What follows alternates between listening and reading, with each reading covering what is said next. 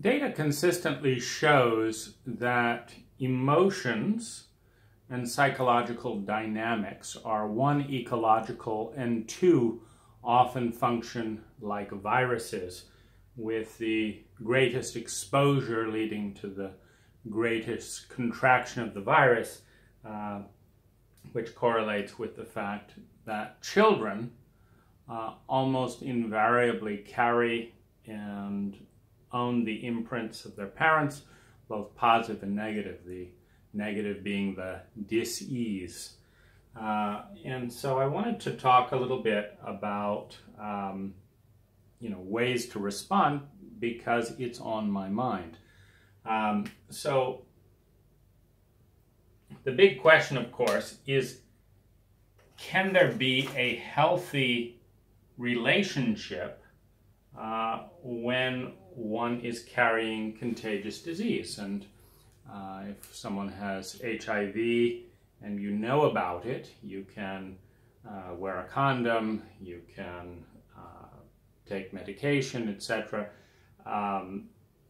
The same is true with emotional diseases. And I want to look at kind of the management of diseases in my current relationship, and also at some of the ways that a virus propagates on an emotional level. And I highly recommend Gary Slutkin's work on treating violence as an epidemic. So the first thing I would say is that the more contagious one is, the easier it is to pass it on. This is particularly the case with shame. And so the most vulnerable people to catch an emotional virus from another human being are children, by far. And so my first step is not to have a child. The next step, or the next most vulnerable group of people, are partners falling in love. The drugs and chemicals involved in falling in love often lead to a great deal of psychological liquidity, among them the pleaser. And I'm not talking about the cold and sociopathic fuck buddy relationships in some Western cultures that, there's no deep, intense emotion. I'm talking about the reliving of that childhood psychic terrain as one moves through attraction, idealization, and then deeply into opening and surrendering to the presence, the being of another human being. So that next group, so second strategy was to delay romantic relationships and focus on life skills, because the more stuff you have to juggle, the more likely you are to fail. And so if you'll break problems and diseases down in intelligent lineal sequence, our culture is far more effective at educating people on how to make money, how to build a house, how to manage time, etc., than it is in educating people on how to have healthy, loving, deeply honoring relationships. As a result, we've got most of our houses stay up, most of our cars run just fine, and most of our relationships do not. Ergo, build life skills first. It's one less thing to have to take care of. Many relationships collapse when one or both people do not have the life skill component in place, and trying to feel romantic when you're evicted from your house because you can't pay the rent is, a pretty big hurdle to try and get over. So why not get that in place? So that was strategy number 2. Strategy number 3, pick an older woman who had more than 100 lovers before me and was interested in personal growth.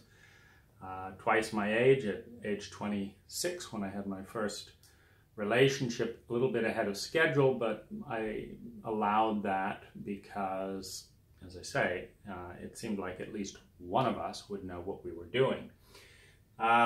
And so,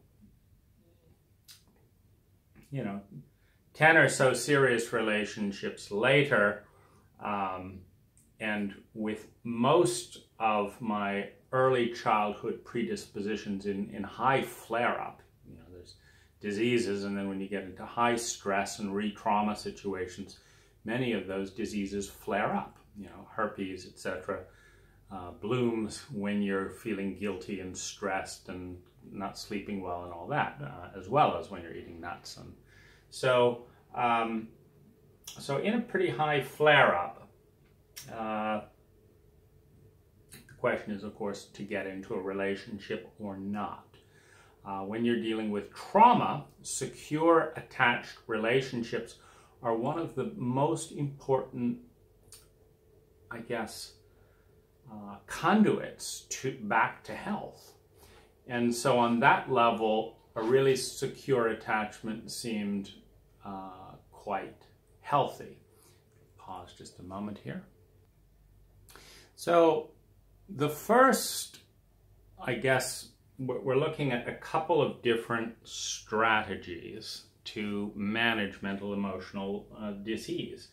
A disease primarily being a source of imbalance. If you imagine this being a 20-foot pole, it's not too hard to keep up in the air when it's perfectly imbalanced. But when you get this pole leaning off 20 feet to the side, like a ladder or something, it's wobbling, it's wanting to fall, it takes a lot more energy. Thus, the dis-ease, imbalance. And so a lot of what's going on unconsciously and psychologically in disease is trying to balance the overall system. And when contagion moves forward, the wounds of the father, the wounds of the mother, get balanced on the imbalance, the imposition on the child. And the question is, can you go backwards, particularly with adult children and addicts and stuff? Can you go backward and do the imbalance back to the parent rather than passing on to the next partner and certainly the child? Both of my parents had varying levels and different expressions of PTSD from early childhood trauma, which meant that my mother was emotionally usually about 4 years old, but she had kind of the curiosity and playfulness of a 17-year-old, in much of her parenting. And so that was the emotional age that she was relating. And of course, a 17-year-old American is not equipped, and certainly not a 4-year-old American. The 17-year-old would try and experiment and manage and stuff, and the 4-year-old was just terrified of, I think, I don't know quite what the trauma was, but it's, I've met the parents of my parents, and they were far more horrific than my parents, which, gives my parents some justification in saying that our childhood was much better than theirs. I think that's quite accurate, which is saying that my parents lived through a lot. As my father was primarily 2 to 6 years old emotionally, but very brilliant mentally, and very sadistic about all the fear and stuff that he'd gone through. So very narcissistic. When you have adult children who did not have a single adult in their life putting their safety and needs first, now they're in power, and this is revenge time. This is time for be all about me. And so I guess these children have come along. We didn't feel like using condoms. How can they be of help in meeting my own psychological needs? My mother liked to be in fantasy land, so she would, engage some of us in her different fantasy land. My mother was sexually curious, and she was terrified of men, having been abused by her father. So here are these little baby boys, and to play with and stuff. So her curious adolescent, very much sexualized the interactions with me and some of my brothers, in a way that it was, of course, shaming in our culture and very confusing because there was also a lot of isolation. But so narcissistic parents, in which one of the big bottom lines with narcissists is your feelings don't matter. Our feelings matter. In fact, you've got to go through this whole wild goose chase so that we don't have this feeling of helplessness. And if we do, we're going to punish you and beat you and and yell at you and blame. It's all your fault. You made me feel helpless again. I was determined I'd never feel that since my parents abused me, and now you've made me feel completely helpless. You miserable son of a bitch, and I don't want to feel like I'm just beating you and having revenge. So let's, what can we pin it on today? Your hair is the wrong way. Well, let's whack you for that. And this insanity, as if somehow traumatizing a human being is in any way in the ballpark of hair. It's not doing me any harm. So narcissistic parents naturally leads to this deep insecurity in the self, which I don't exist, I don't matter, I've never mattered. Well, this has to be compensated for in adulthood. I've got to do this to matter, I've got to achieve goals to matter, but there's this underlying feeling I don't matter. And so one of the interesting juxtapositions I notice as an adult is I take up an inordinate amount of space. And this is resented in groups, so I don't attend groups, so that I can take up space in a one-on-one dynamic. And so I take up an inordinate amount of space, but I feel invisible and small. And it takes a lot of compensating on the outside for me to feel like, oh, someone sees me. I got really furious with the amount of invisibility that goes on in our culture. But, for me, it's this sense of I've been invisible my entire life. And so I write this book. It's called Into Me, You See, Intimacy. And it's a user's manual. It's basically intended to tell a partner or friend everything that I think is relevant about the way that I think, I feel, believe, what I've done, history and all that. And it serves several purposes, but one of them is to avoid the common Western scenario of disappearing into the phenomena, where you get together and there's some sexual attraction, you connect, and you say, well, what do you feel about this? And they're like, well, and do you know how I feel? Sure, it's probably average. It's like, well, what is that? Well, you probably feel like this. No, I don't feel like that.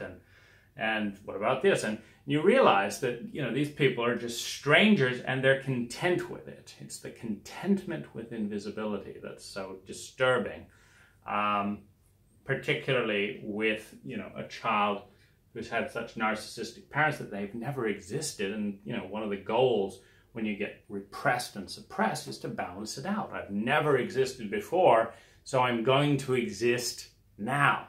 No one's ever listened to my feelings before, so I'm going to have feelings now. No one ever thought my thoughts were important before, so I'm going to have thoughts now. And so the challenge then becomes, it can be very easy to find someone who's comfortable being invisible, for example, a coping strategy, such as my own as a child. You allow oneself to be invisible so that your parents can feel important, so that they're not angry at you and they don't hurt you more.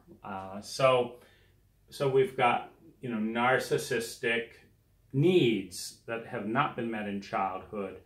The parents were meeting their needs. So how do I deal with that? Well, first of all, I'm much more motivated than most anyone that I've met to be seen. And so I do various things. But I find that in this culture, that people are not very interested in seeing. I mean, it doesn't matter, parent, child, whatever.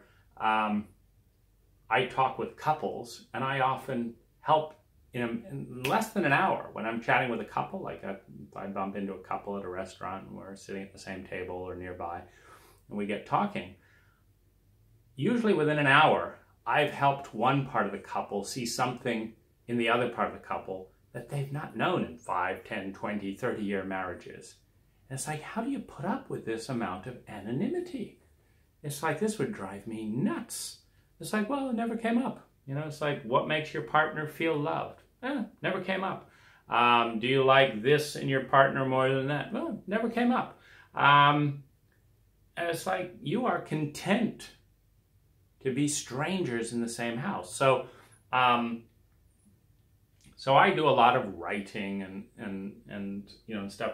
And so one of the things I do is I channel it into books or videos. For example, my girlfriend is not interested at this moment in the nuances of what I'm sharing here. But I'm interested in the nuances I'm sharing here, because part of where we see each other in relationship, and if there's no relationship, there's whole regions of ourselves we don't see. Now, when you're in relationship with two narcissists, you see them, you don't see yourself. You just keep bending to accommodate, every little whim they have so they don't punish you. And you don't see yourself other than in mild feelings of resentment, which you're told is bad by your Christian fourth commandment of thou shalt love thy parents, a feeling that supposedly can be commanded into being, as opposed to the natural organic flow of psychology, which tells us that you cannot order feelings. You can order behavior, but not feelings. And so in the narcissistic arena, I want tons of attention, tons of space, etc. And so this again ties in with not having a child. How dare that child, take attention from me? It also ties in with deep monogamy, as opposed to, all these flighty relationships, where it's like, oh, it's kind of mysterious, cute, this, that, and the other, with all this projected fill-in where nobody knows anything about anyone. To have deep, committed relationships, to find people that want to put relationship first. Like I'm spending about 20 hours a day with my partner, on average, 20 hours a day. And we can keep up with the level of intimacy in that time frame that's just not possible in a 5 to 10 hour a week relationship of quality time, which seems to be like an American norm. I have tons of women interested in dating me. Question is always the same. How many hours do you want to allocate a week to this relationship? And I say, oh, plenty of time. It's like, okay, well, when's your next available time? Well, probably 6 days from now on Saturday, I could have a few hours. It's like, okay, so 2 hours on Saturday, and then, well, maybe Sunday, 4 hours. Okay, we're up to 6 hours. It's like, and then the following week, well, I'm busy on this, that, and the other, but maybe on Tuesday night. So it's like, okay, adds up to about 10 hours a week is your comfort level, and that seems like a lot of time to you, but it's complete invisibility for me. You don't even know what you're not seeing, and I don't even know what I'm not seeing. It's just this complacency with, I think, because I can't imagine anyone who's tasted real, authentic intimacy wanting that, the complacency with what happened in childhood. We don't want to see your feelings. We don't want to know this, da-da-da-da-da. It's kind of a habit. Now, in this case, I asked my partner to write a book of her life. So I've got mine, and I don't want it to be imbalanced. I want to feel totally seen. I want to feel important. I want to feel that I matter. But I don't want to feel like I'm the only one, and I don't want her to feel that way. So she wrote a 40-page book about her life and patterns and all this. And I responded to almost every paragraph in that book. And in this way, we're both seen. 2, she has lucid dreams that are quite useful with bringing psychological aspects of our relationship to light. And so we have a little ritual every morning. You know, what did you dream? And she tells me, and then we talk about it and talk about the feelings of the dream. And so there's an area where she leads in intimacy. And then by having, knowing that I need lots of time to be seen, the relationship needs to have lots of time so that after I'm done and feel seen, she can feel seen too. So that's kind of how we navigate through the narcissism. And I also, we then have childhood trauma in which, in pre-verbal and kind of going into verbal areas of landscapes, there are arenas of profound loneliness, profound terror, profound helplessness, and boundarylessness that never got repaired. Meaning I would be induced into these, emotionally devastating, shame-filled, horrific, life-threatening traumas, and then just brushed aside to deal with this psychological state as a 2, 3, 4, or 5-year-old. And this happened to such a degree that by the time I was 5 years old, I actually found myself hurting my siblings and not knowing why. Because it felt like, there were these two parts of me. There's me, and then there's this part of me that's hurting my sibling and not knowing why. And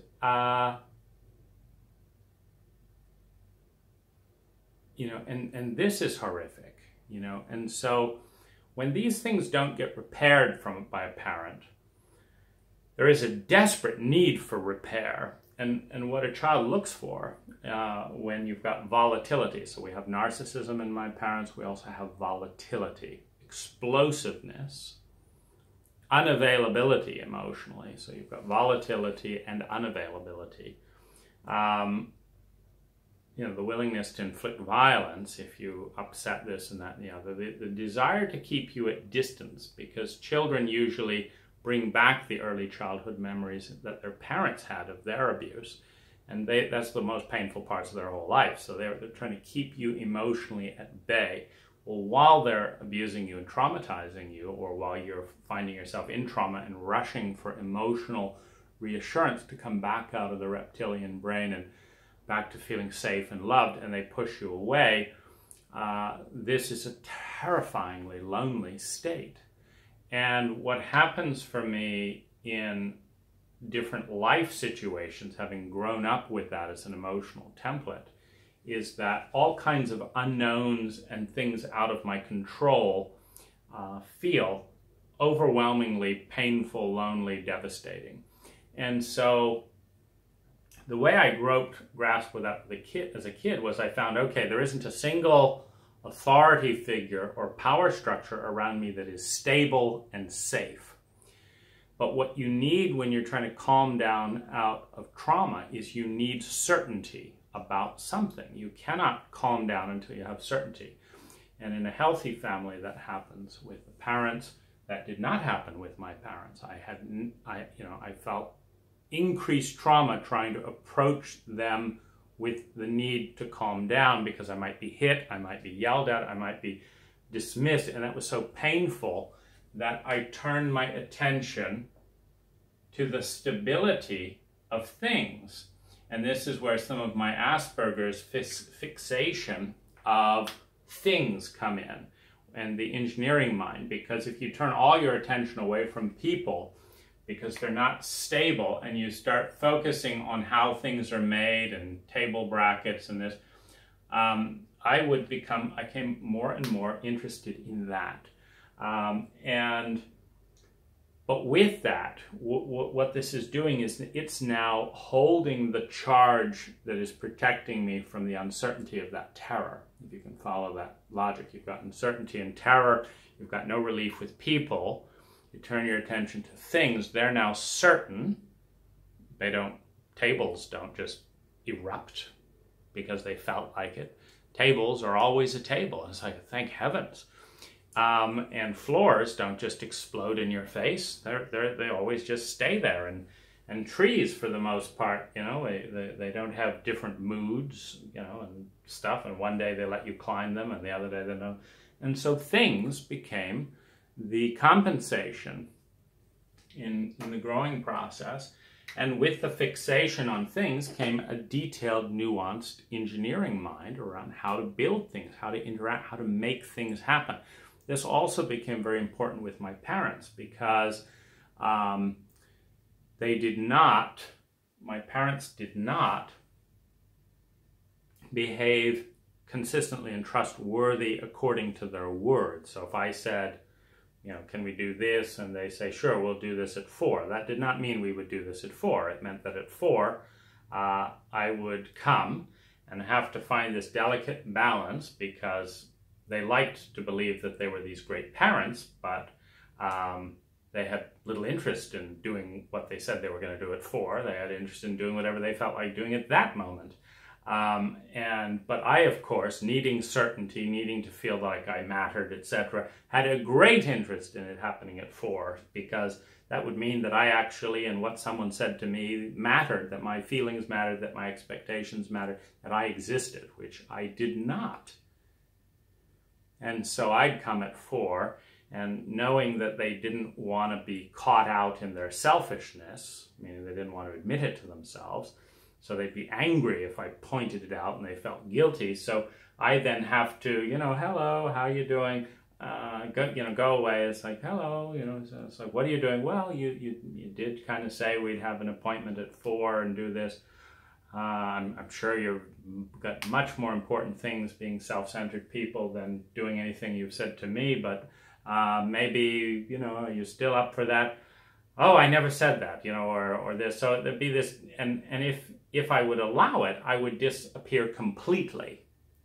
You know, and then a child can't grow if they don't feel that they matter at all and exist, that you've got to have relationship. And my parents had the great idea of moving off into the wilderness of upstate New York, in which, for our sake, apparently, to have us have an unpolluted childhood, unpolluted by the American culture. So no radio, no TV, out in the middle of nowhere. So they're pretty much, if you want to grow and regulate and practice human interaction as a growing child, you've got to do it with the people that are there. Well, there's 2 narcissistic parents there. And they don't want to be accountable, but they also don't want to be shown up in their own eyes for not being accountable. So there's this balancing act. But things were accountable. You know, they would stay there. And so in the volatility of my parents, I got very intimate with things. The trouble is, when your whole emotional security comes from a thing behaving the way it always does, then if someone moves it, you see, now my parents could upset my emotional state by moving my things, which, being hippie, unboundaried parents, they had no concept of their own personal boundaries of anyone else. It was just whatever they needed. So, you know, I might carefully arrange my things in this way and feel safe, because these things were going to behave like things, not like explosive giants. Now, then my parents would, you know, I need this and whatever, and just come and rifle through my things. Now the things were behaving as volatilely as my parents, and my emotional state would collapse. I would be terrified. I'd be angry. I'd be furious. You know, I'd be hurt. You touched my things. You did this. What you're really touching is the only certainty I've got in this fucked up emotional environment. And you just messed with it after I went to all the trouble to give myself security that you should be giving to me, but you're not. So I would express that, and then I would be humiliated. You stupid boy. What does a matchbox have to do with anything? You know, go, stop being such a sissy, da da da. So now the trauma that I'm re-exposed to because they violated the boundary is now being humiliated, and it's very clear that no matter how much terror and loneliness I am and how much they cause it now once, now twice, first by causing it, then by not being there to repair it, then I repair it myself with things, and they violate the things, and now they're traumatizing me again by pretending as if I'm somehow unlovable and unwanted for having any feelings about that. So we've got 4 levels of trauma. But then in their narcissistic world, none of this exists. None of it. Not one bit of it exists. Because in their world, they exist. Other people don't exist. And so, and they're great parents. So the fact that they're not great parents doesn't exist because they are great parents, a little bit like Mr. Trump. I'm the greatest president around, and if I'm not, well, I'm still the greatest president around because I am. That's all there is to it. So the things become the fixation, and this has remained to the present day. Going through my teen years, etc., things were the safest thing. Eventually, I put a lock on my door, and once I could get in my room and see that my things were all exactly where they were, this is where I think a lot of the fixation occurs, where you see these people that need to, walk one foot and then stop and do these rituals. They're looking for a certainty that they've only found in a ritual or in a thing that should have been provided by people, but wasn't in a culture that allows any fucked up parent to have a child without having any rights. The religions don't say you have to honor and love your children. No, they say you have to honor and love your parents. The little infant, completely helpless, is to be used for the narcissistic love of the parents, not the other way around. It's a backward religion. Little altar boys are to be had anal sex with for the priest. It's not about the helpless, and the Pope should drive around in a bulletproof thing with billions of dollars in the bank lecturing the poor on giving money to the Catholic Church who can't afford it so they can go to heaven. And the Pope can drive around in a Pope-mobile with all kinds of gold-plated stuff. Why don't they sell the whole fucking thing and invest in the poor? So this being the adaptive thing, one of the things I've always had to deal with, I first had to live alone because that's the only way I could handle my things. Because, my things had to be the way things behaved and nobody had to touch them so that I could calm down. This becomes the resting point, the protective veneer on a lifetime of trauma, loneliness, grief, helplessness, and helplessness being the key thing, that the certainty of things mask the helplessness.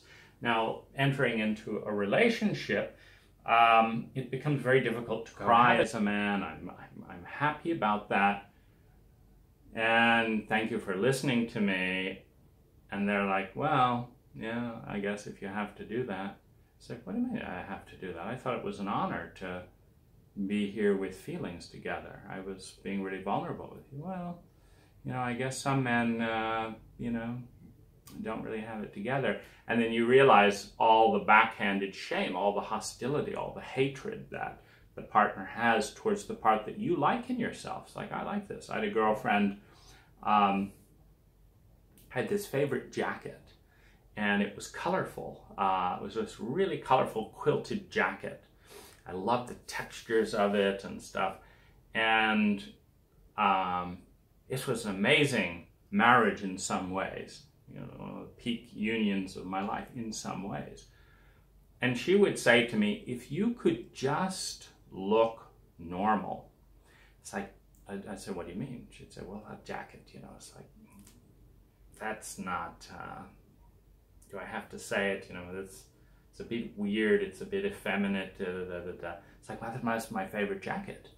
In fact, what I like about myself is that I'm not cowed by the fashion industry. What I like is that I try and ignore everything I've ever learned about fashion and feel, first of all, is it comfortable? Second, what are the textures, the smells? Thirdly, you know, does it spark my imagination? And this jacket does all of that. She's like, yeah, but it just seems weird. You know, and this dialogue continued throughout the relationship.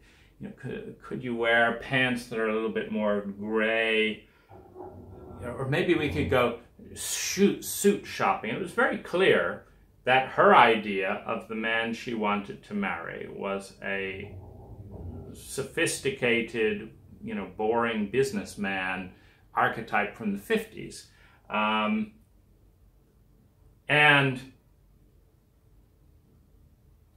that wasn't a problem in and of itself, but it just so happened that I had actually cultivated this part of me. It's like everyone in this culture wants to fit in. Nobody wants to be singled out and shamed and laughed at and pointed at, etc. And this is a brainwashing protocol that every cult has. So, you know, it's like whatever people are doing, if you watch the fashion industry, you see the people doing the most top hats. I mean, blowing away in the wind, awkward to store. I mean, would you wear a top hat just because everyone's doing it?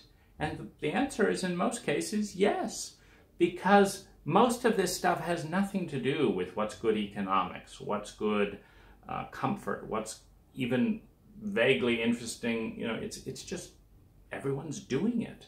And I don't like that kind of herd mentality, because it crosses over, meaning as soon as you start dressing the way other people dress in uncomfortable, unattractive clothing just to fit in, the brain gets the message, oh, we have to fit in even though it doesn't make sense and it's uncomfortable. Now, once the brain gets that message, now it starts saying, well, that's an unusual thought. Why don't you think what everyone else is thinking? And as soon as you got that, you've got a host of lemmings. And there's a very real risk in our species. If you look at the phenomena that has been unfolding and you look at the trajectory over the next 300 years of human evolution, we're either going to make some big transformations or we're going to go over the lemming cliff. You know, we're going to become extinct like the dodos. You know, so we can't. And nature doesn't like conformity. Nature doesn't like monocrops. You know, when you have fields of all the same kind of corn, or you have the Irish potato famine, you know, where it's like one blight comes in and destroys the entire nation's food, because the entire nation's food is one type of vegetable and one varietal, and now it's come under threat. So nature likes diversity. But the need to belong sees human beings moving towards conformity in an irrational level, meaning it's not rational if you need to invest money in a book, for example, to say, oh, I can't afford that book because I've got to buy the latest fashion. Why? Because everyone else is doing it. Why? So I can belong. It's rational to pursue the need of belonging. It's not rational that a culture demands that you look a certain way so that you can belong. Now, what I just said here is a map of thinking that you may never meet in 100 million people, or maybe you will meet.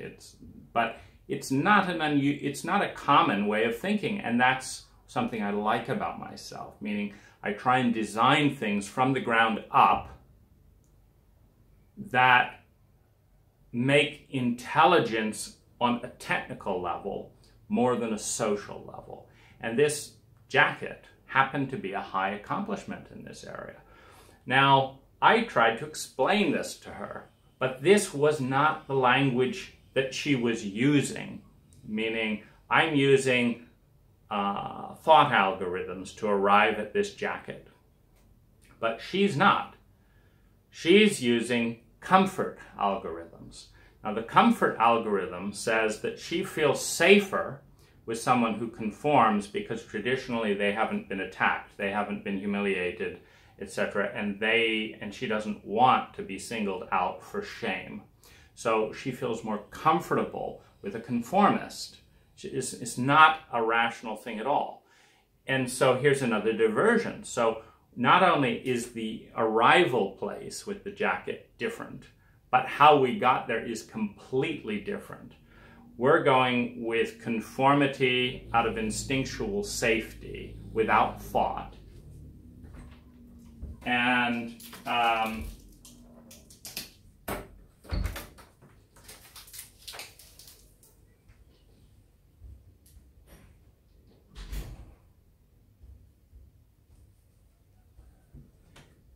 she's going with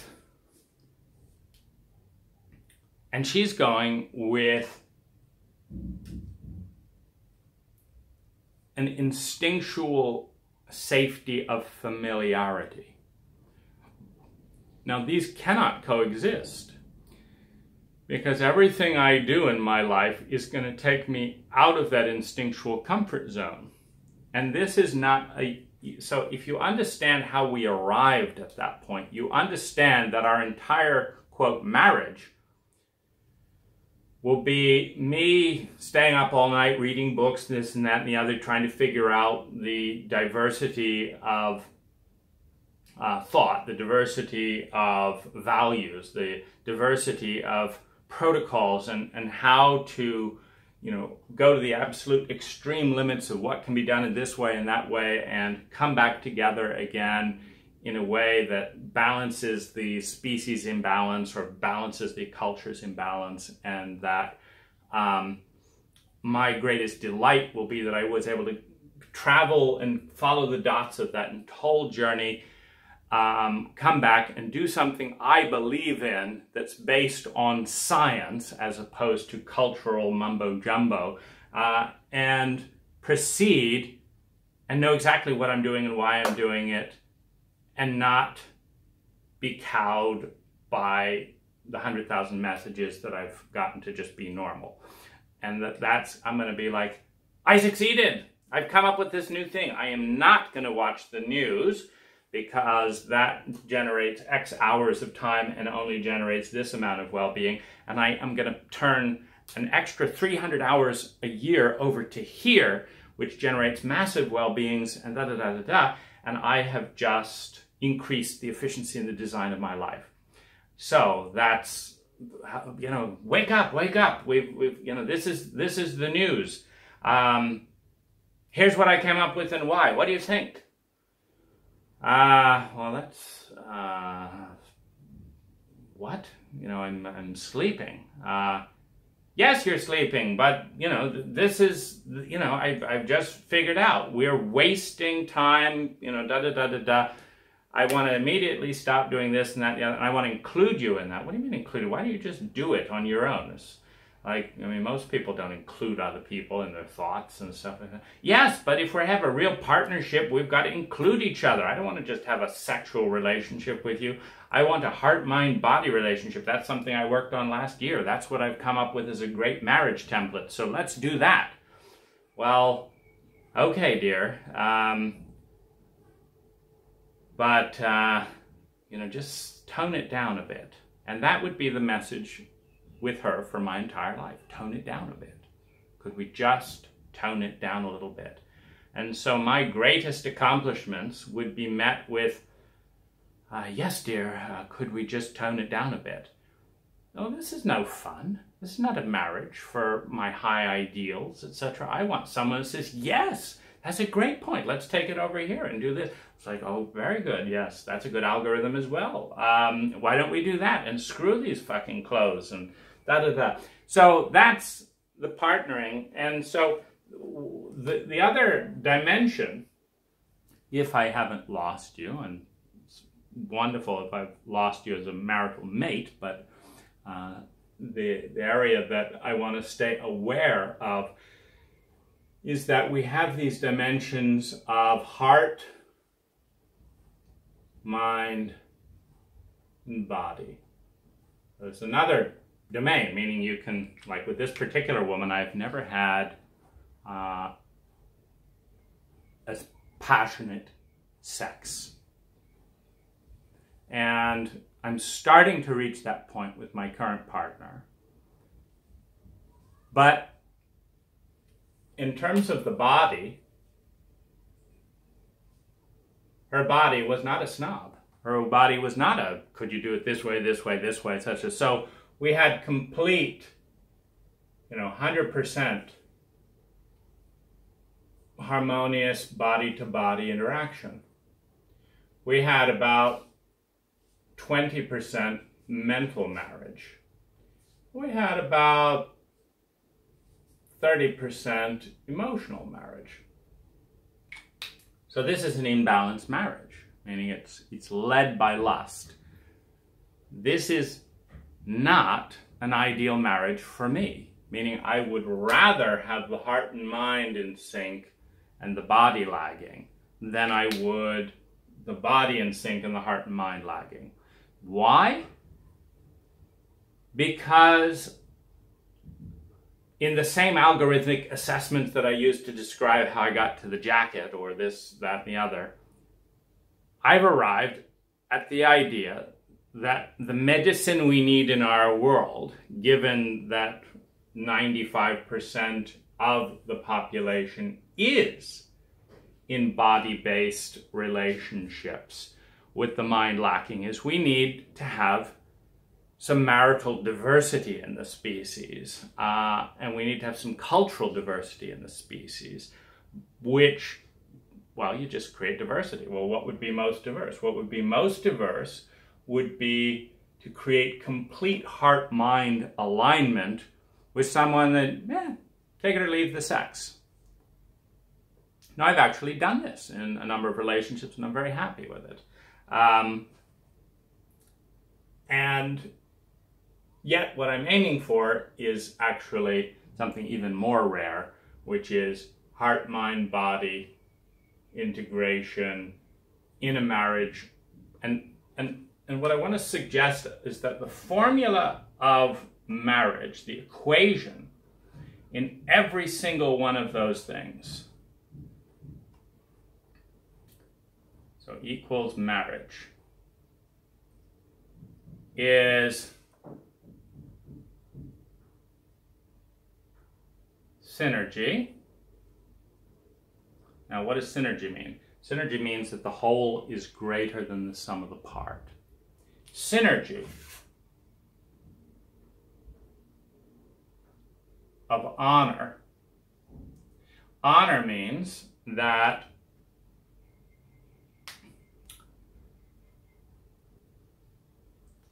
the item in question, the thought, the jacket, the feeling, is not broken, is not changed from a position of devaluing it, if that makes sense. So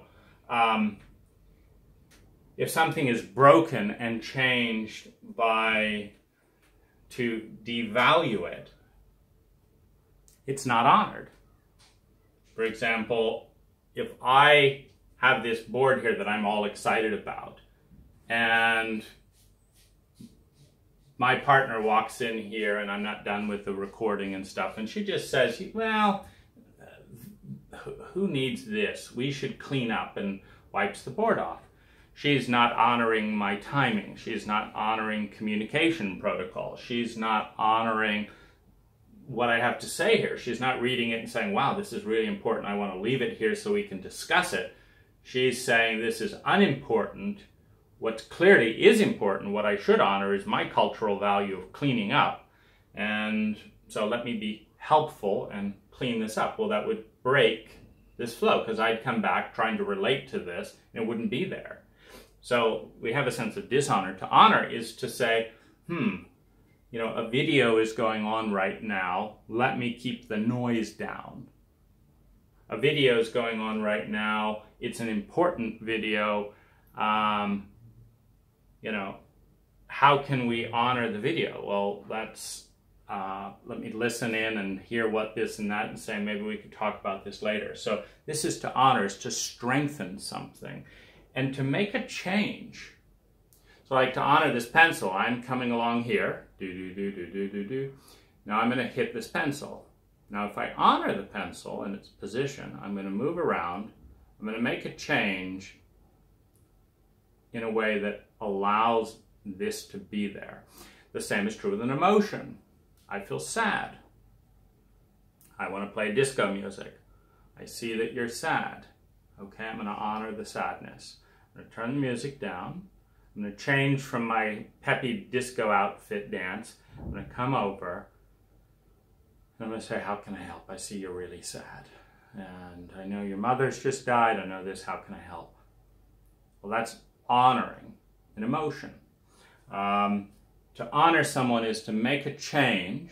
To honor something is to make a change that gives value and respect. To see and to see again. Respect what's happening. So, the synergy of honor, meaning that when these two parts come together, the person in grief honors the gesture of honoring the grief. So it's not just, go away, I'm in grieving, but there's actually, thank you.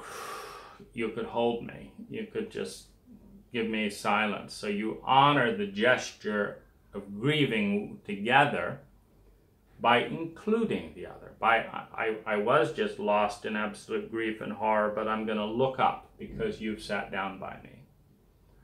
I'm going to say thank you to acknowledge the fact that you're sitting down with me and this grief matters. Thank you.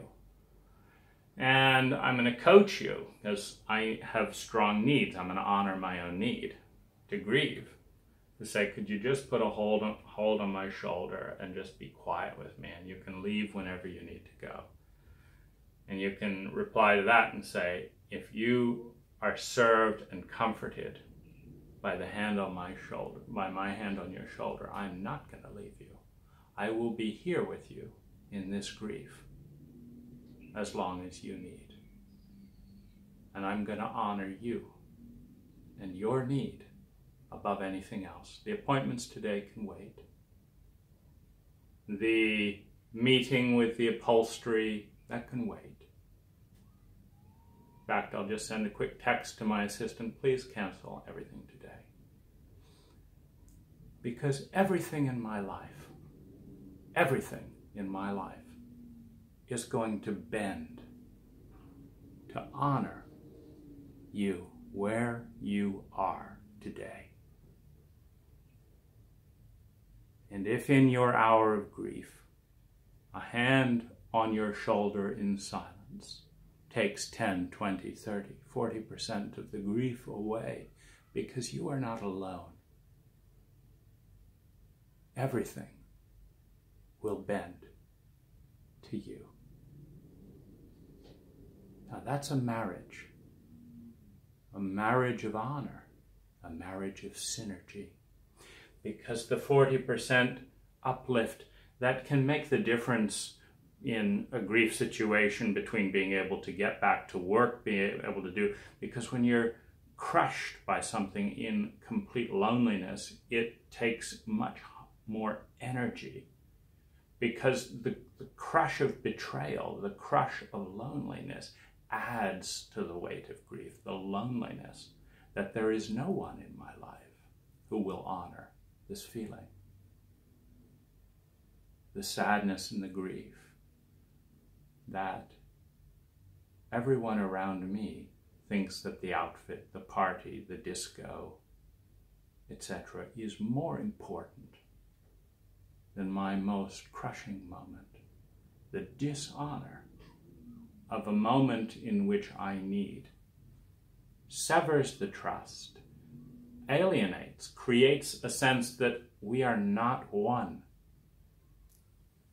Because this grief of losing this, for me, is so overwhelming, I cannot even think, let alone think what might be more important. I honor my grief by being here in this state. And you honor me and my grief when you are with me. Now, every single moment of a synergy in which we both honor each other and honor the things at the top of the hierarchy Meaning if you're with someone that says, oh, grief is nothing, that's a woman's thing, that's, it's just, stop asking me about that. And the other person says, yeah, you're right, we're cool, we don't have feelings, da da da da da. Well, you're honoring the mask. You're honoring the pretense that we don't have feelings around here, and if we do, they're not welcome, and we're going to honor the fact that we're committed to not demonstrating our feelings. And you're going to honor the fact that I have a need around that. You're going to honor the fact that the reason I don't have feelings and don't show my feelings and shame my feelings is that my father hurt me so much around feelings when I was 3, 4, 5 years old and had feelings, that I'm determined never to be humiliated like that again. And I feel those humiliating feelings coming up every time I have those feelings. So I don't want to have those feelings, so I pretend I have nothing to do with that 6-year-old boy in me. And you're going to help me. You're going to help me in my pretense that I'm not worth despising, that I'm not worth humiliating, that I don't have feelings, that I am cool, that I am this and that and the other. And that's the most important thing in my life, because that pain of crushing loneliness with my father is the biggest pain in my life, and so this is the biggest goal in my life. And so you're going to pretend that the tears falling down my face are nothing, and you're going to be, but we're going to step around these feelings step by step so that no one ever talks about them. And you're going to honor my ambition to have no feelings by helping me avoid them, by distracting me, by making me laugh, by pretending that I'm not having any feelings, and I'm going to love you for that. So this is a synergy of marriage, the honoring of the mask. So we have synergy of honor. Honor of the persona, the goal, the mask, the value, the emotion. And in synergy, you have cooperation in such a way that is greater than the sum of its parts. So you have a battery, you have a bit of wire, you have a tube, you have a light bulb, and you put it together in just this right way, and now there's light. The light is greater than the sum of its parts. Sure, wire could be useful for something, but it is magical in the dark when you need to see and you got a light. It's this combination. And a marriage is a synergy of honor in which someone is able to achieve an emotional state, a realization, a value, something goes up. Because the way the partners work together was greater than just an arithmetical 2 + 2 = 4. That is greater. But in a synergy, 2 times 6, or it doesn't work with 2, but in that, that 3 + 2 = 5, but 3 times 2 = 6. It's a geometric thing. It's when 2 added to 2 = 500. And in a really powerful synergy, just in team, that kind of thing, 2 + 2 = 500. This is the sense that I get to be something, get to experience something, get to live something because of you that I honor in myself and aspire to greatly, that I could never do on my own. This is a marriage. This is a marriage.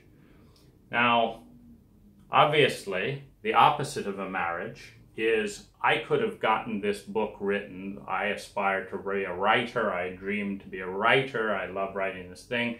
And I could have finished this book. But you fucking interrupted me again. You asked if I wanted coffee when I said no interruptions. I can't finish the chapter with an interruption. Da da da da da da da. And you just can't stop, can you? You just think you're being so helpful asking me again and again when I say no interruptions. How many times do I have to ask? I mean, what the fuck is going on here? No Inter-fucking-ruptions. And now I'm so upset I can't finish the chapter anyway. This whole fucking book would have been done if it weren't for 10, 20 items like this. Now you're going to go off and pout and da-da-da-da. So this is not marriage. This is mutual destruction. This, in this case, I'm actually referencing some montages of relationship. In this case, the woman couldn't get out of her cultural script that said the good woman offers food to her partner. I don't care what the cultural script says. I'm full. I need space. But she doesn't want to be a bad woman. She's hearing it again and again. The good woman offers food to her partner. I don't want to be a bad woman. And every time I'd get angry, she'd feel like I'm being the bad woman. What does the good woman do? She offers food for this manic script. And my value is respect. You know, it's like good people, when people say no, don't just keep hammering in. Well, you are a bad woman because you keep hammering in. So we have this rewiring. This is not marriage. This is scripts hammering into each other. This is dishonor. If I was to honor her, I would eat food I didn't want to eat to show that she was a good woman. I would praise her. I would put the book aside and say, you're much more valuable than finishing a bit of paper. Bring on another dish that I don't want to eat, and thank you so much. I would put on a face, because that's what people in this culture are supposed to do. I would do this, I would do this. And I would be a great husband, etc., but that wasn't me. Well, when I try and say, you know, you're actually marrying the wrong guy. You don't want me at all. You want a guy like this, because I'm not like this. I'm like this. And I don't want a woman that keeps bringing me food when I want to lose weight and da-da-da-da-da. I want a woman like this, and you are not that. So the marriage is the dissociation. Let's dissociate so that you can have your marriage with your perfect person who likes to be fed, and I can have my marriage with the perfect person that listens to what I tell them. Now we've got marriage again. We've got a marriage through honoring the difference. Because we are different, we're going to disengage. That's an honoring of who we are. That is a form of marriage. I honor you enough to disengage because I see you, and I see that I'm never going to be what you need and want ever. And I don't want to be what you need and want ever. It's the opposite of who I'm trying to be. I'm trying to be this, but to love you, I've got to be this. And that's going backwards from my value hierarchy. And so what we have is the legal paperwork, which triggers the cultural stuff. The next thing we have is the logistical marriage. Because you can be legal with a mail order bride or whatever and live in different countries. There's no logistical overlap. The next is the logistical marriage. Well, this is the we live in the same house, we talk at this time, we share money like this, etc. So that has its different levels. Good, bad, whatever. So, and a logistical marriage is very, very, very important. It's a foundation, meaning it's a bit like a plant. You can have the seeds, and these could be beautiful seeds with beautiful potential. But if you do not have adequate soil, adequate fertilizer, and if you don't water it every day, the seeds will either never germinate or they're dead. The logistics of the garden determine if there is the possibility of growth. You scatter 100 seeds on the desert, nothing. You scatter 100 seeds in fertile soil with water, ooh, you've got a lot there. You've got growth. So logistics are a very important part of the marriage. So you got the legal paperwork, you got the logistics. But just because you are logistically sound, I park in this place, you park in that place. We see each other 6 hours a day. We have dinner at this time. We don't do this. You contribute $300, I contribute $800. We're growing our savings account, da da da da da. Just because you've got the logistics does not mean anything other than the logistics. It's a template. What's going to grow out of that? Now the next thing you have is the cultural marriage. So this is the legal marriage, you have the cultural marriage. Now every cult in human history has focuses and has little scripts about marriage and this and that and the other. So children used to be essential, marriage used to be essential for the cult script. Not so much anymore. The current cult script has a lot to do with career. It has a lot to do with appearances. It has a lot to do with gender equality, which is not energy equality. There's masculine and feminine energy, which is, for example, the speaker and the listener. The speaker is masculine energy. I'm asserting. The feminine is I'm listening, receptive. Asserting, receptive, speaking, listening. So there's masculine, feminine polarity in every single human interaction. Masculine, feminine, masculine, feminine. And in a healthy relationship, these dance. I speak, you listen, I'm masculine, you're feminine, and then it flips. In a healthy relationship, it flips. Now you're speaking and I'm listening. I'm speaking, you're listening, you're speaking, I'm listening. I'm giving to you, you're receiving, you're giving to me, I'm receiving. The roles in masculine, there's a healthy balance of masculine and feminine energy in both man and woman, both partners, and all the different, who knows, labels that are being invented every day. Applies of relating. But they flip. Now, in an unhealthy dynamic, because of male chauvinism, the man or the woman who has the power, who is insecure, is not willing to listen. They have to boss. Only boss, no listening. That's an unhealthy male, masculine, feminine dynamic. Only listen. Or only speak, no talking. I tell you what to do, you don't tell me what to do. That's the way it goes down here. This is the patriarchal chauvinism, the masculine chauvinism, often the male chauvinism. But as we move into a, quote, feminist, liberated household, you have women who are occupying 100% masculine energy. You don't tell me what to do, I tell you what to do. I make the money around here. You do what I say. I know that I have the knowledge. You shut up and do what I say, because that's the way it has to go down here. And if it doesn't switch, you don't have a real synergy. You have a certain level of domination that was frozen in the childhood wounding pattern of the parents punished and told the child whatever. The parent is in the masculine pole, the child is in the feminine pole.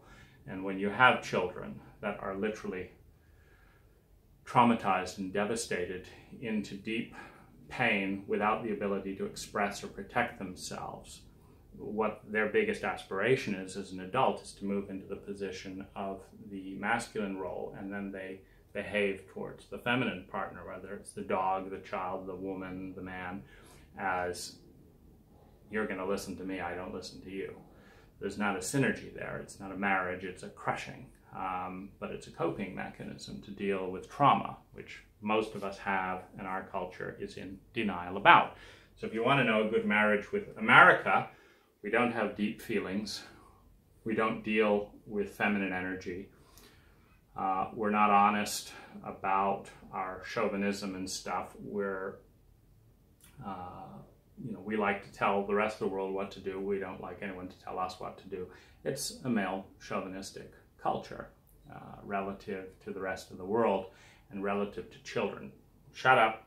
Or it's fear that the child, I need this child, I need, using the child, etc. But it's not a healthy dynamic. And so it means that most of the marriages are going to default. I mean, in a really healthy culture, you don't have to sit and listen to a YouTube video to get some clues as to what might be going wrong in a partnering dynamic. you've had healthy models in your government, you've had healthy models in your local government and community, you've had healthy models on TV, you've had healthy models with your parents, your best friends. And at that point, when you're surrounded by healthy, balanced, in an intelligently designed culture, we do pick this stuff up pretty well. But when the exact opposite is true, and when we've been shunted deeply into our lineal language brain, which means that most of us cannot perceive cultural absurdities based purely on instinct, because those instincts have been beaten out of us with shame, with terror, with bribery, with physical beatings, with yellings, with threats, the whole thing. Get that stuff out of here, your true feelings, your sensation. Now we come back and we need, having been shunted into, don't listen to your feelings, don't listen to your body, don't listen to your instincts, don't think, just get into your left lineal brain and start following other people's instructions and learn by memory and write these things down, and this is the thoughts, and study philosophy by reading about what dead people think. Then you need someone to knock it the other way from the place that the consciousness ends up, which is stuck in language with logic and lineal rationality. Well, now you got to use the words that have gotten you into this prison to get out of the prison again, to go back to the places in yourself where the words no longer occupy the dominant power structure of, if the word says good, I've got to do it. If the word says bad, I've got to do it, whether my body thinks it's good or not. It's just been labeled that way. You understand that language is a symbol. If I write kale here, that's not kale. That's a symbol for kale. But when we're heavily into a left brain, this will be more interesting to some Western minds than actual kale. They'll sit and discuss kale. It happens to be a vegetable if you don't know. They'll sit and discuss kale and its nutrient benefit, and rather than eat it. You know, it's like, oh, no, I don't like it. It's foul taste, you know, this and that. Well, it's good if it's cooked in this way and this. And this is Western, you know, thinking. More time discussing and looking at words, the symbol, than the actual thing itself. You know, a Westerner who wants to be happy doesn't start smiling and go to the beach. A Westerner who's intelligent, who wants to be happy, sits down, avoids all their friends, and goes through, you know, 20,000 pages of books on happiness studies and correlates and makes notes about this, all doing the exact opposite of what the books are talking about, because you don't sit alone, you don't read books, you go out and play and laugh, and you spend more sleep time. Oh, I can't go to sleep, I'm studying. So the symbol becomes more important to a Western mind than the actual felt experience because of the childhood messages. You cry because this feels painful, and you get hit or told to shut up or frowned at, or love gets withdrawn. You communicate an instinct that you know, what life is out there. Let's go out and play. No, you will sit down at this desk and study these little weird hash marks here and this and that and the other. And what about this? Could we talk? No, we can't talk about that. And no, we're not going to teach you about sex. And no, we're not going to teach you about relationships. And no, we're not going to teach you about starting a business. And no, we're not going to teach you anything intelligent at all. We are going to sit you down here. We're going to teach you algebra. We're going to teach you this history. We're going to teach you letters. We're going to teach you this. We're going to have you run around in circles and kick these balls. We're going to teach all this stuff. And you're going to go out of there not knowing how to run your life. But now you have an education. And don't you dare buck the system. The system is what matters, not you. So the system is what matters. These little hashtags is what matters. So that's why you have intelligent, sophisticated people reducing their well-being to go read a book on well-being.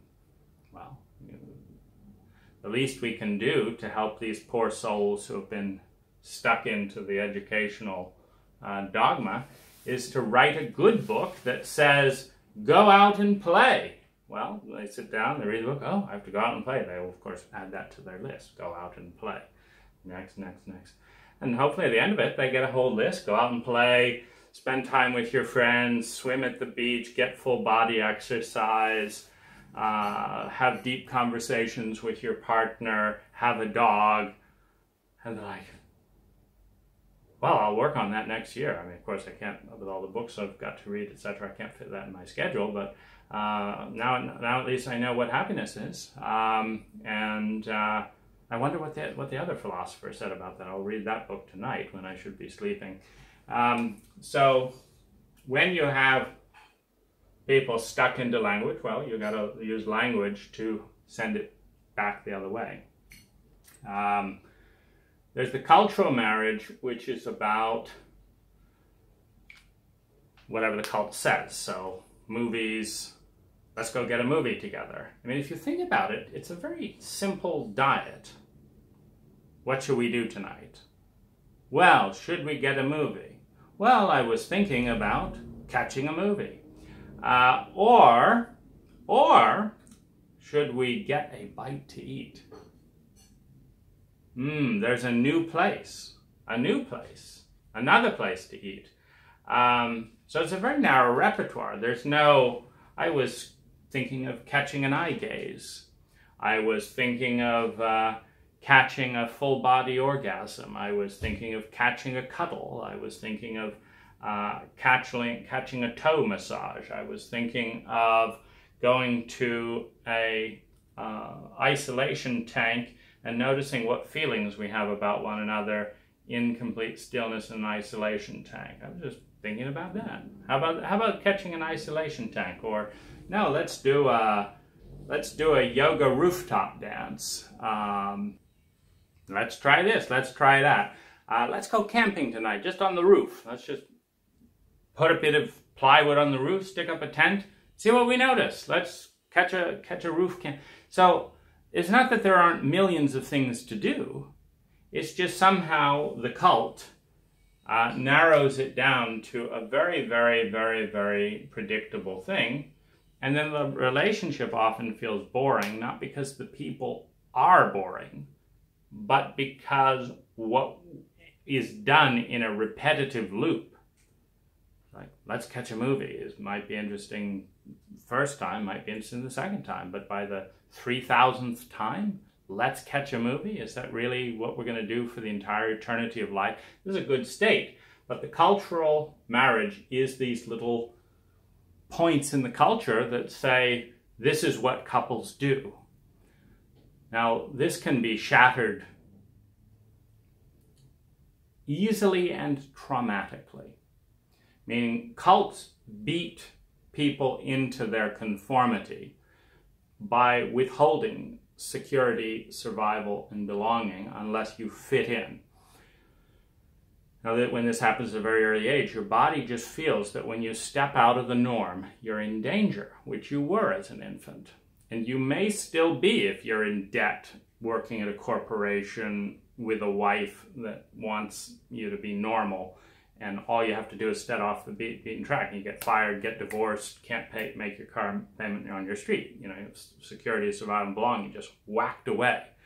But this comes in part by investing too deeply in the cult to begin with, to where you don't really have independence from the cult, which means that the marriage is much more of a scripted marriage until you have your own money, your own time, your own inner processes and stuff. You know who you are, independent. Like, who might you have been if you were born to the Maori tribe? Who might you have been if you were born to the Thaui tribe? Who might you have been if you were born as a yak herder over here? And which of those yous do you like more?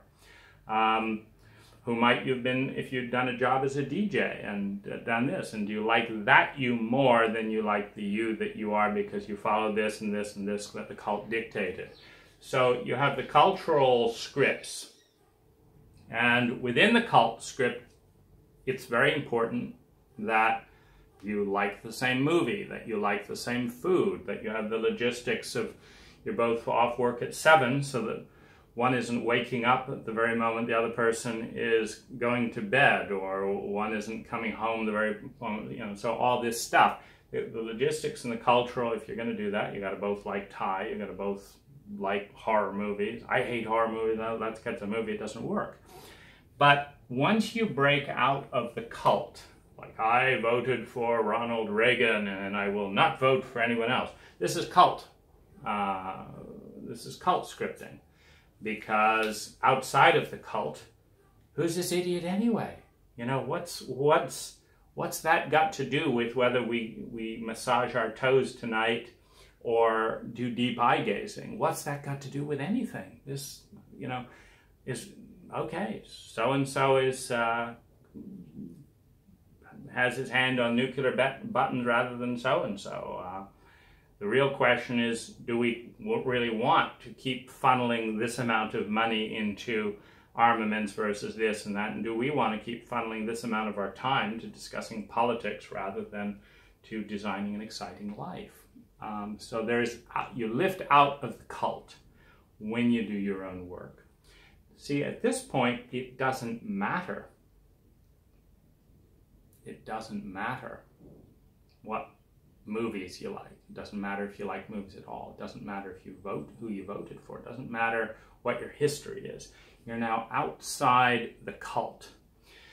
Now what matters is the body, the synergistic honoring of your chosen values. That's when we get into things like I want to cultivate innocence, even though this cult spends most of its energy attacking and shaming it.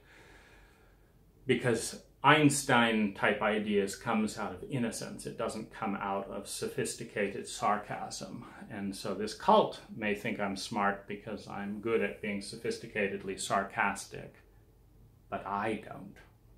I want some of that Einstein innocence. And Einstein didn't study and arrive at relativity by filling his head with weird stuff. He had dreams. So I'm going to study dreams, and I'm going to study this, and let's have lucid dreams. Well, see, now the biggest distinction, once you get above the cultural marriage of, I'm looking for someone who likes to catch a good horror movie at 7 p.m. That's a cultural marriage. I'm looking for someone who likes a bit of coffee, but not too much sugar. I like someone who, you know, there's all these little catchphrases on the profiles. You know, I like a man who has a rough-shaven beard, but has a bit of this. This is all cult stuff. You know, meaning once you get above the cult, it doesn't matter about age. It doesn't matter about beards or no beards. It's not that there isn't minor influence. It's just so insignificant to what's next. Now, what's next is the question, what's beyond the cult? Now, the reason that this other stuff becomes insignificant, okay, I liked Star Wars, well, I didn't, is because the people who place the liking or not liking of this book as the primacy, as the foundation upon whether or not they get together, are people placing the culture above themselves. Meaning, if they had been born in another culture, they would be deciding whether Jackie Chan or this or that movie was more important, and they would be selecting their Japanese partner based on that. And if they'd been born in this culture, but it's all culturally framed, meaning if they were born in the tribes where they tie up vaginas and chop off clitorises with rusty knives, that mindset is going to say, no, you don't have your clitoris chopped off, you haven't got your pussy wound up with string, you're not for me.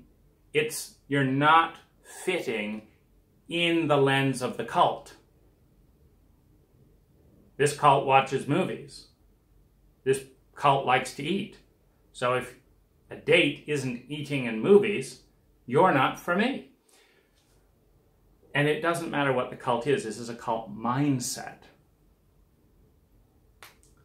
Now, eye gazing, toe massage, yoni humming, stomach, laughter, running nude in the forest, parajumping on a full moon, picking up and traveling the world. Every single one of these and a million other things is outside of the cult.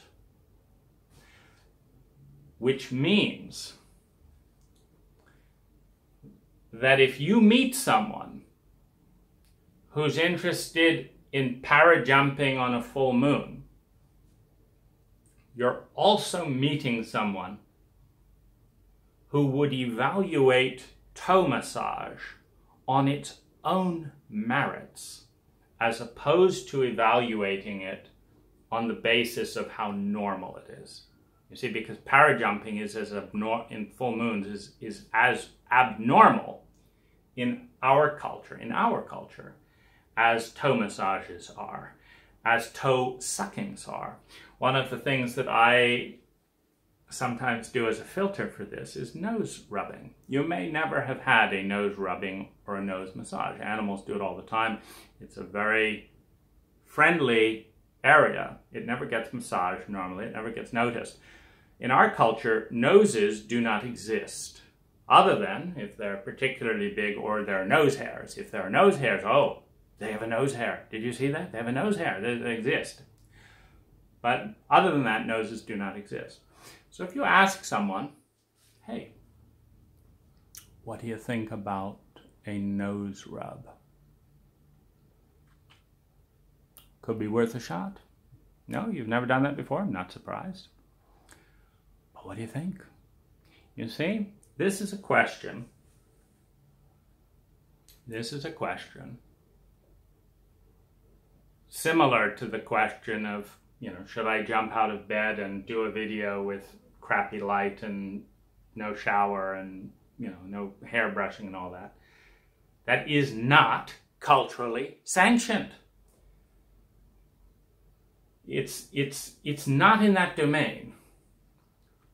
Now, you will learn a lot about someone from how they react to this invitation. What are you going to learn? How comfortable are they with proximity? It's a pretty intimate thing.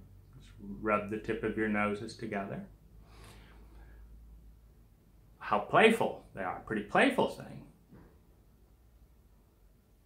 It's very close to a little boy. That may be the last time the nose was touched, So, 40, 50-year-old woman starts rubbing noses and feeling that tickle. This is someone who likes her little girl, you see. So you're going to learn about their comfort with their innocence, with their creativity, now this is a very big one. This is actually the kicker. If it's in a group, let's say you're in a group, and there's all kinds of experiential groups where people come to have novel experiences. If you're in the growth circuit, you'll find cuddle parties and this and that and the other. But just because people want to be part of the cool crowd that does new things doesn't mean that they're not worried about what other people think. They may be growing up around cool people who are doing other things, so they want to fit in, so they want to go and do cool things that they can, Nose licking, actually. How about nose licking? This doesn't generally fit in.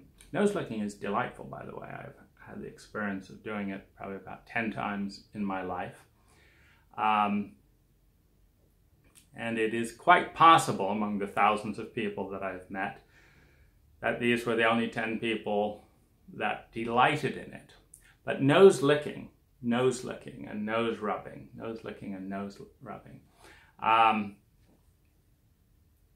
is an example of something that is pleasurable, playful, creative, new, completely harmless, and socially taboo. Now, it's just an example. You could pick anything. Toe licking, elbow rubbing. But it's a good one because it's actually pleasurable. If you haven't experienced it, I highly recommend, if you're with a partner right now, lick their nose. Just do it. Lick their nose. Explore. Stop the damn video. Put your partner first. It's wonderful. It's absolutely wonderful. There's aliveness in the face, and the cooling off saliva, etc. There's fresh air. If there's a little hot room, you've got a little bit of coolness. But here's the real pivot point. If I've got a nose licker, I've got a moonlight jumper, I've got a travel buddy. Now, I'm not saying necessarily, meaning maybe they don't like traveling, so I'm not saying that. But what I'm saying is the infinite world of acultural stuff that doesn't fit in the culture, the infinite world of the infinitely more interesting things that are acultural are opening up with this person. Because the person who will lick noses will particularly, so here's the thing. This is particularly good if this is an intelligent person. And I'm not just talking about someone who's in deep submission and they're only worried about offending you or something like that. That's still better, by the way. It's still better than, no, I would never do that, I would never do that, my entire life is going to be defined by this cult and I'm going to die by it and I'm proud of it. I mean, I'll pick someone that will follow me in fear and anticipation of offending me over that any day,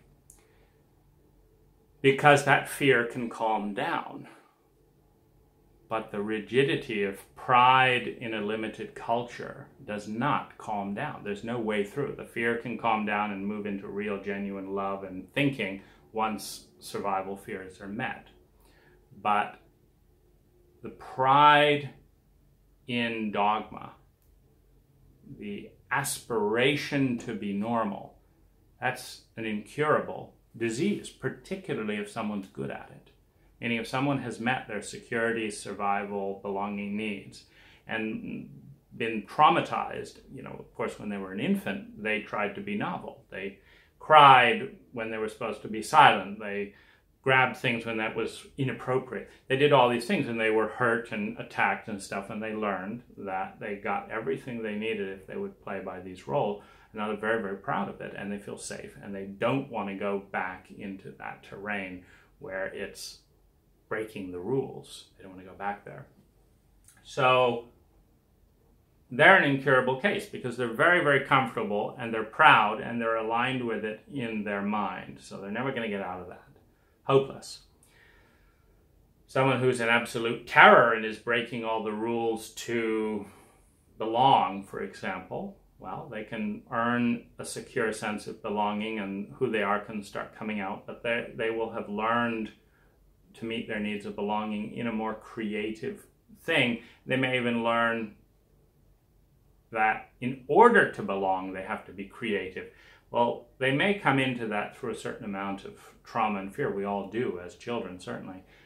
But that's, in my mind, a different camp than the person who will not consider.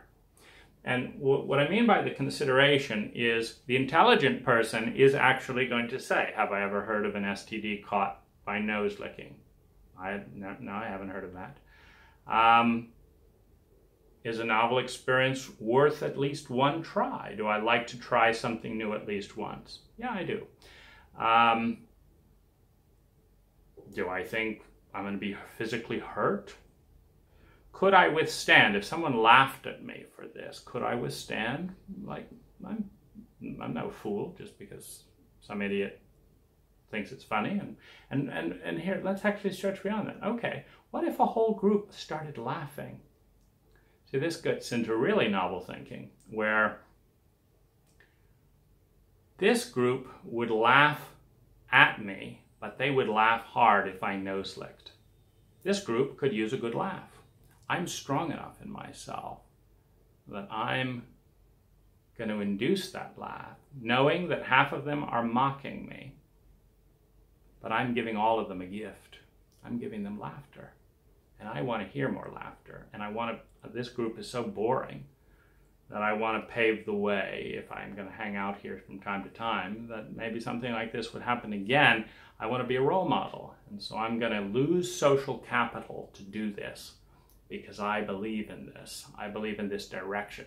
Who gives a shit about nose licking per se? But the freedom it suggests is priceless. If you want to have an interesting and dynamic life, if you want to really contribute something, if you want to have the slightest chance of being able to, you know, enter Einsteinian levels of influence, it's not in the tried and true potato patch. It's out there, in the 99.9% of all existence that is not only unknown, but that we don't know we don't know. And it's 99.99999.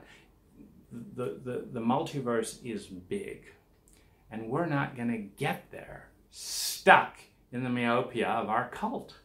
So this is obviously an interesting person,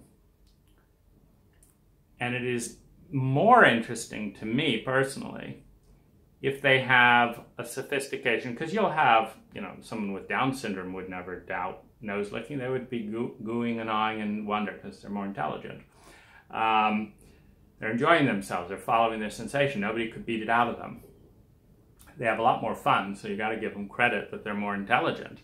And it's just a different kind of intelligence. And the intelligence that can consider a Down syndrome person more intelligent, because they always are in integrity with their emotions and they play and they like tactile sensation, is an intelligence that could be more useful than the monocrop of the intelligence that we breed in Western culture, you see.